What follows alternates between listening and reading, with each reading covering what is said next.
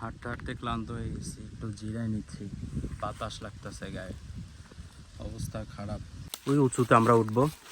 তো মূলত আসছি আমি, কিসের জন্য একটা শব্দ হইলো, মৌসাক বলে যে। হ্যাঁ হ্যাঁ, এগুলো মৌসাক।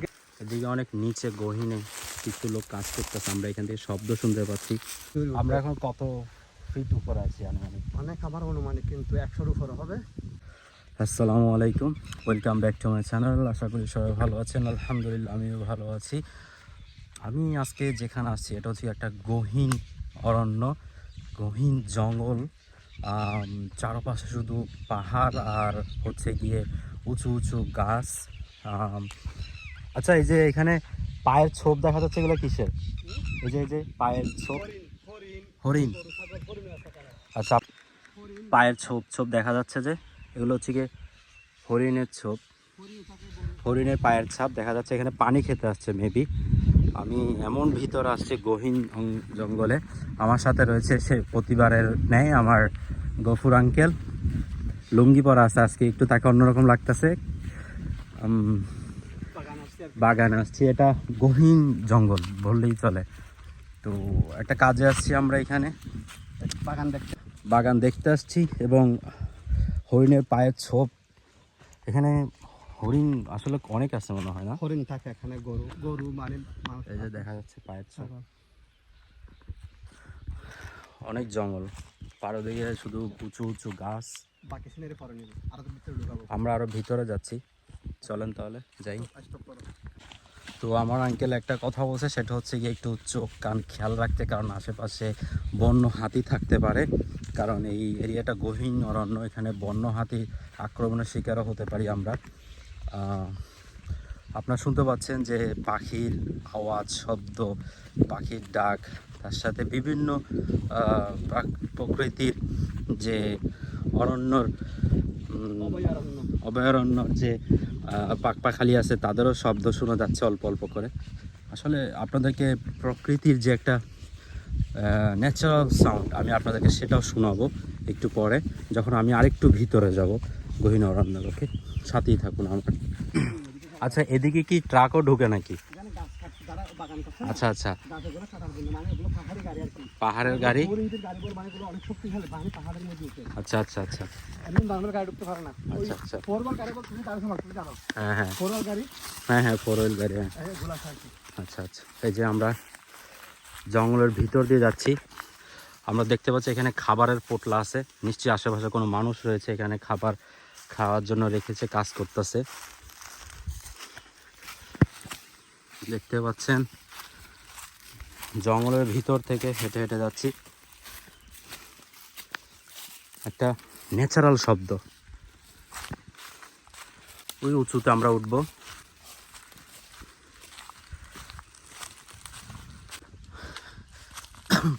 আসলে এই ধরনের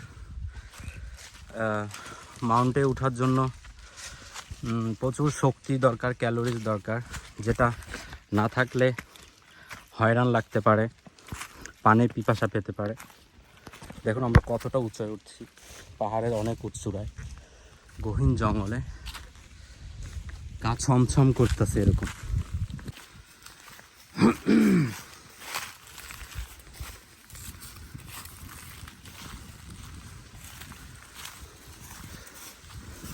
আশেপাশে কোনো মানুষও দেখা যাচ্ছে না, তাই না? সামনে আছে। আচ্ছা আচ্ছা,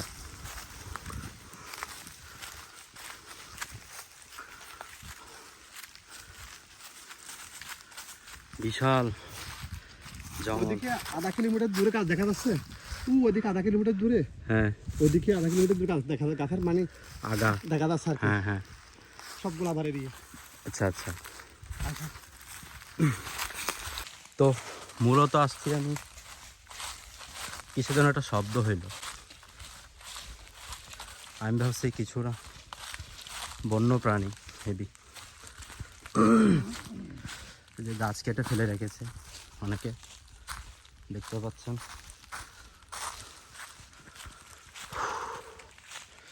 গা ছমছম করতেছে এরকম একটা পরিবেশ, বিকজ আশেপাশে কোনো মানুষ নেই, শুধু আমরা দুজন। শুধু পাহাড় বেয়ে আমরা উপর দিকে উঠছি আর উঠছি। অলরেডি আমার পা ব্যথা করছে প্রচুর।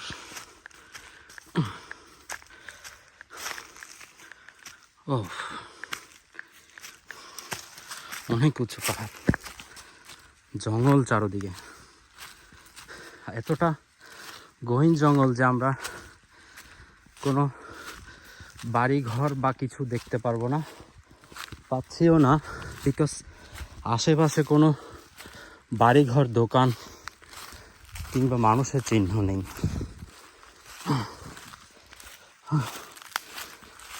এই যে গাছের উপরে বাধা দেখতে পাচ্ছি কিছু ব্যাগ, সম্ভবত আশেপাশে মানুষ রয়েছে, বাগানের আগাছা বা কিছু পরিষ্কার করতেছে। এটা মেবি বালতিতে রাখা পানি, তাই না? খাবারের পানি। এই গহীন জঙ্গলে আসলে আমাদের মতো মানুষ যারা, তাদের পক্ষে সম্ভব না কাজ করা। এগুলো তাদের পক্ষেই সম্ভব যারা জঙ্গল নিয়ে আসা যাওয়া করে কন্টিনিউ, তাদের কাছে ইজি। আপনাদেরকে সামনের ভিউটা দেখাই। সামনের ভিউটা আরও উঁচু, প্রচুর ভালো লাগতেছে।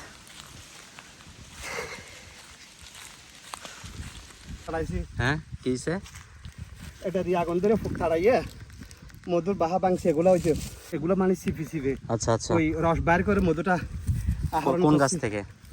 অনেক ভিতরে, এখন আচ্ছা, ওখানে যাওয়া যাবে না, অনেক ভিতরে। মানে আমার আঙ্কেল কালকে এখানে আসছিল আমাকে ছাড়া, এসে পরে আপসেট হয়ে গেছিল যে আমাকে কেন নিয়ে আসেনি। তো উনি বলতেছে ওখানে ভিতরে গহীন, আরো একটু গহীনের নিচের দিকে নেমে ওনারা এগুলো মৌচাক।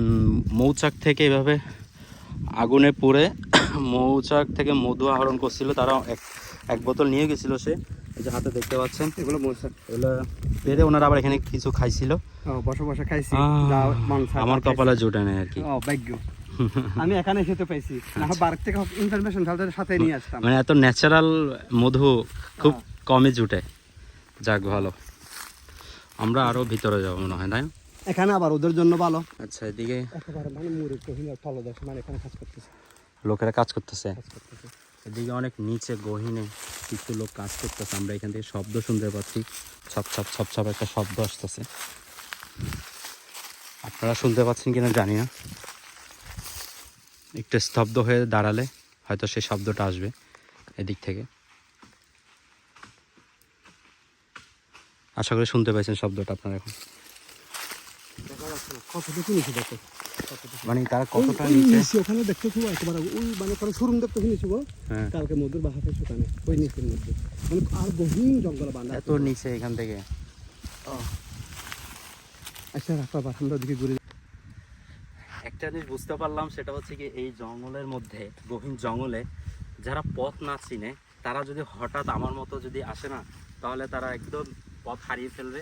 কোন পথ থেকে যে কোথায় যাবে, মানচিত্র যদি সাথে না থাকে কিংবা গুগল ম্যাপ, এবং গুগল ম্যাপ এখানে কাজে লাগে না, কারণ আমার ফোনে আমি নেটওয়ার্ক একদমই শূন্যতে চলে গেছে। তো পথ হারিয়ে ফেলবে এবং মাস্ট বি সে এখানে শুধু ঘুরপাক খাবে এবং হচ্ছে গিয়ে বন্য হাতির আক্রমণের শিকার হবে 100% শিওর। যারা এখানে আস্তে আস্তে অভিজ্ঞতা হয়েছে এবং যাদের এই গহীন জঙ্গলে বাগান রয়েছে, তারাই শুধুমাত্র অ্যাকুরেটভাবে আসতে পারবে। তো আসলে এই ধরনের অ্যাডভেঞ্চারগুলো যে কত রোমাঞ্চকর দেখেন, আমি কিন্তু ঘেমে গেছি। তবে ভালো লাগতেছে আমার অনেক। তো আমরা চলুন আরও সামনে যাই এবং দেখার চেষ্টা করি গহীন জঙ্গলে আরও কি কি থাকতে পারে। এই কি একটা আসতেছে মনে হয় ওদিকে, কই দেখলাম মনে হয়। কই নাকি পার হয়ে গেছে? পার হয়ে গেছে? তুমি দেখছো কুকুরের মতো কিছু একটা দেখলাম মনে হয়। কই? ক্যামেরা উঠতেছে? ক্যামেরা তো উঠতেছে কিন্তু কই দেখা যাচ্ছে না তো। আচ্ছা আচ্ছা, তুমি কিসের মতো দেখছো? হয়তো কে কুকুরের মতো দেখছো? এরকমই কিছু একটা। কুকুরের মতো দেখলে হরিণ হবে আর কি। আচ্ছা, এখানে কিছু একটা আমি দেখছিলাম একটু, মানে ঝাপসা ঝাপসা। এখন ওদিকে যাওয়াটা উচিত হবে ওদিকে? না না, তেমন কোনো সমস্যা নেই। আচ্ছা আচ্ছা, দেখো আচ্ছা, এখন আসতে পারবো, আবার ওদিকে গিয়ে আবার নিবো। হ্যাঁ, ওই ফোরা জঙ্গল থেকে ঘুরে আসে ওদিকে, হোয়াট এ ভিউ। ওদিকে ঘুরে আসে এদিকে ও বড় গাছ দেখতেছো যে, হ্যাঁ, এতটুকু পর্যন্ত, মানে এটাও আমার বিশাল জায়গা, দেখাও যাচ্ছে না দূরে, একদম মেঘ হয়ে কালো হয়ে জমে আছে, এটা মেঘের মতো করে। ওর মধ্যে একটা জিনিস দেখা যাচ্ছে না, এত দূরত্ব। এটাও আমার। আমরা দেখুন কত গহীন জঙ্গলে আছি, আপনাদেরকে আসলে দেখালে আনবিলিভেবল একটা জায়গায় আসছি আমরা, না বললেই নয়। ঘেমে অবস্থা খারাপ, ক্লান্ত, পানিও আনি না সাথে, পানি মনে হয় নিচে ফেলাই আসছি, খেতে হলে আবার নিচে যেতে হবে। ভিউটা আসলে অন্যরকম, ঘেমে দেখেন আমার অবস্থা কি হয়েছে। আচ্ছা আসো তাইলে, তবে ভালো লাগতেছে, অ্যাডভেঞ্চার অফ ফরেস্ট। ঠিক আছে, অনেক টাকা গেছে, প্রকৃতির একটু বাতাস আছে। আমরা কতটা উপরে, ওই যে নিচের দিকে তাকালে বোঝা যায় কতটা উপরে আমরা।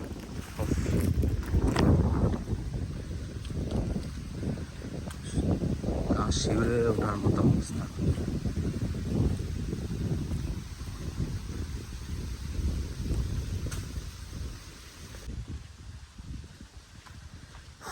আপনাদেরকে একটু শুধু প্রকৃতির শব্দটা শোনাই। আরেকটু পর আসার সময় শব্দ শোনা যাবে।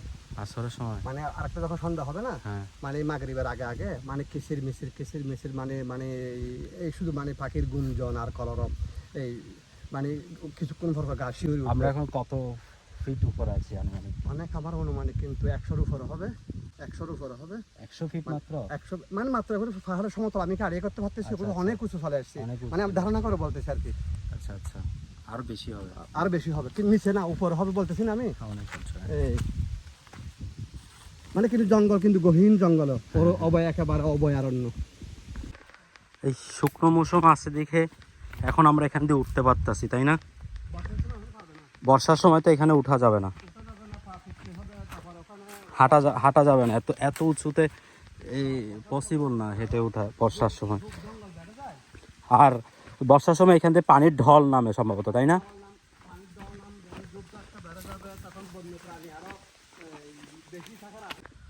হাঁটতে হাঁটতে ক্লান্ত হয়ে গেছি, একটু জিরায় নিচ্ছি, বাতাস লাগতেছে গায়ে, অবস্থা খারাপ, প্রচুর পানির পিপাসা হয়েছে। দেখেন এই দক্ষিণা বাতাস আসতেছে, একটু হলো তৃপ্তি লাগতেছে। আমার যে মুখ থেকে কথা বেরোচ্ছে এটাই বেশি, শুধুমাত্র আপনাদের জন্য মুখ ফুটে কিছু বলতে হচ্ছে আমার, নাহলে আমার আঙ্কেলের অবস্থা দেখেন কি অবস্থা, কোমরে হাত, লুঙ্গিও তার উপর উঠে গেছে হাঁটুর উপরে। প্রচুর পাহাড়ে ওঠা অনেক কষ্টদায়ক, বিশেষ করে বন জঙ্গলের পাহাড় হলো তো আরও কঠিন।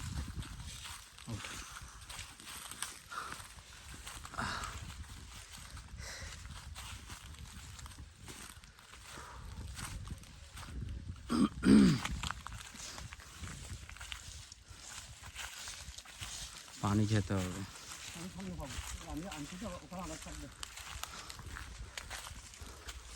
বাতাসও নেই, যে পরিবেশ থম মেরে আছে গাছপালা সহ।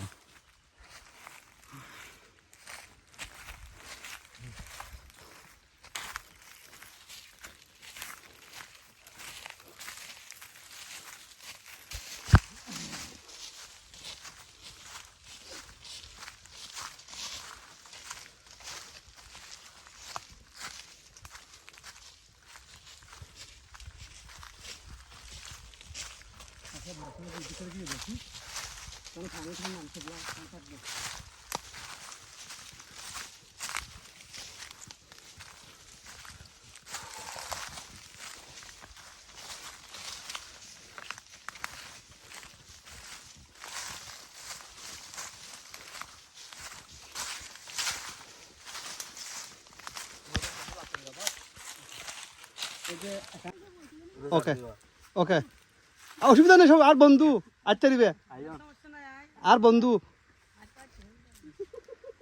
তো আপনারা যা দেখতে পাচ্ছেন এখানে দা বটি ছুরি নিয়ে দাঁড়ায় আছে, হয়তো দেখে অনেক আতঙ্ক হতে পারেন যে তারা কোনো ডাকাত কিনা, আমাদেরকে পথের মধ্যে ধরছে কিনা, আক্রমণ করছে কিনা। আসলে মূলত তা নয়, তারা হচ্ছে কি এই বাগানটা আমাদের প্রতিবেশী পরিচিত আমাদের, এরা হচ্ছে আমাদের পার্শ্ববর্তী প্রতিবেশীর মতো করে বলতে গেলে, ডাকাত দেবে কেউ ভুল করবেন না।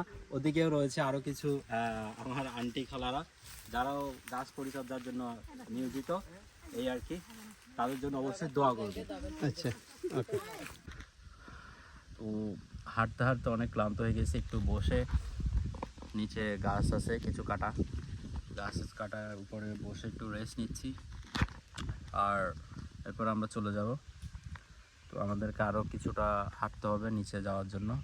আমরা পুরো একটা থেকে দুইটা পাহাড় চক্কর মারছি, অনেক বিশাল জায়গা।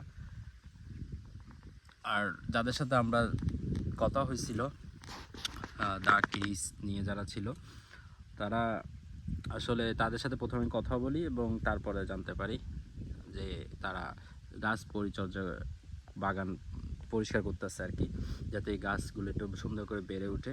তো এই জন্যই আমরা কিন্তু বসছি দুইজন দুই মুখ হয়ে, দেখেন উনি এদিকে আর আমি ওদিকে, কারণ একটাই, যাতে কোনো বন্য প্রাণী আসলে যেন দেখতে পারে এবং বলতে পারি, সতর্ক হয়ে যেতে পারি, তাই দুজন দুই মুখ হয়ে আমরা বসছি।